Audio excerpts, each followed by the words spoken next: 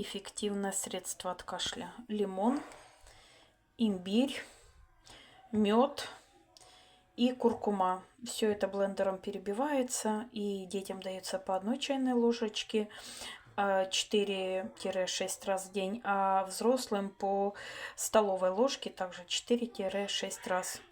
Без преувеличения мокроты начали у ребенка отходить на 2-е сутки. До этого был такой устаревший кашель, что мы только не давали, ничего не помогало, а вот это вот средство посмотрела, попробовала, испытала на себе.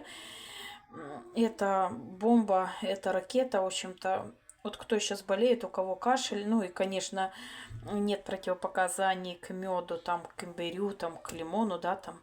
Вот это вот средство для вас, ребята, пользуйтесь. Это вообще очень и очень помогает.